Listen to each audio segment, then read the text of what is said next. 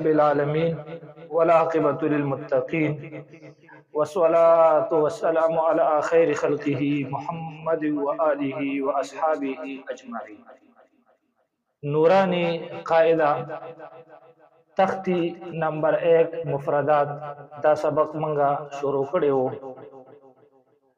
څه درسونه پکې شوي وو د شي نه پورې منگا سبق ویلی وو. څوک زمونږ اولنی درسونه اوریدل غواړي او مخارج زده کول غواړي نو زمونږ د یوټیوب چینل هغه لازمي سبسکرایب کړئ، د غنټه نشان د غنټه آیکان هغه دباو کې د دې لپاره چې تاسو ته زمونږ نورې نوې ویډیوګانې هغه هم درځي او تاسو په کمنټس کې د خپل رائے اظهار هم کولی شئ. د دې نه علاوه ان شاء الله تعالی دا درسونه تاسو ته په فیسبوک باندې زمونږ په پیج ملاوي دي شي. نننې سبق هغه د صاد دا د کوم ځای نه ادا کیږي. نو ګوره برني دوه غاښونه دا او لاندني دوه غاښونه دا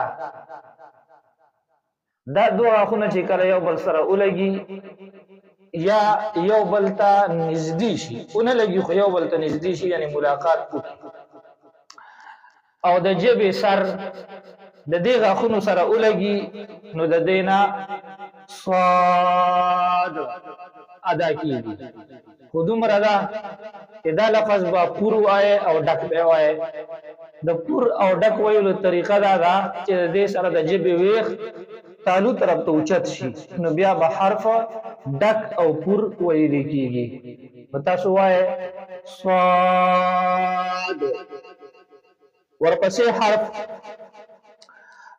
او بعضو دا هم ویلی دي چې کله د ژبې سر د لاندني غاښونو سره ولګي، دا لاندني دوه غاښونه د دې سره ولګي نو بیا هم صاد ادا کیږي.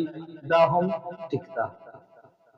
ورپسې حرف دی ضاد.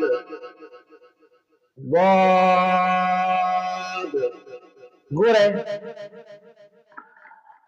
د ژبې ګس اړخ، دا د ژبې ګس اړخ دی،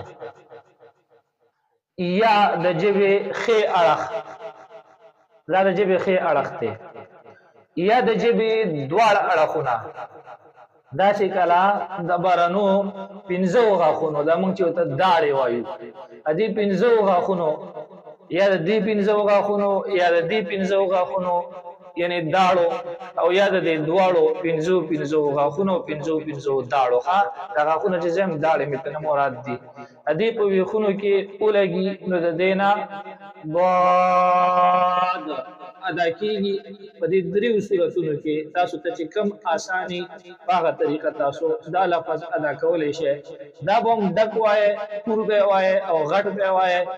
غټ ادا کولو طریقه دا ده چې د ژبې ویښ تالو طرف ته اوچت شي، چې د ژبې ویښ تالو سره ونه لګي خو تالو ته اوچت شي. ورپسې حرف دی طا. ګوره دا د کوم ځای نه ادا کیږي. د ژبې سر چې کله مخامخ برنو دواړو غاښونو د ویښونو سره په سختۍ باندې ولګي، دا د ژبې سر دی. دا چې د دې برني دوه غاښونو د ویښونو سره په سختۍ سره ولګي نو د دې نه طا ادا کیږي. خو دا به هم موټه وایه او غټه به وایه او هم هغه طریقه ده چې د ژبې ویښ تالو طرف ته اوچت شي نو لفظ بیا موټه ویلی کیږي. ورپسې حرف دی غا.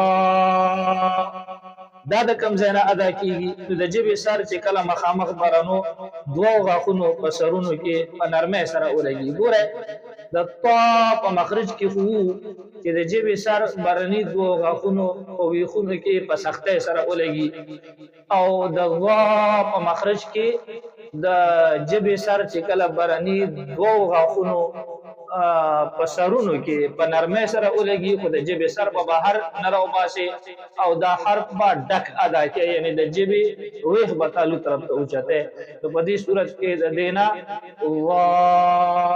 ادا کېږي دا و ستاسو نننی درس وما علینا الا البلاغ المبین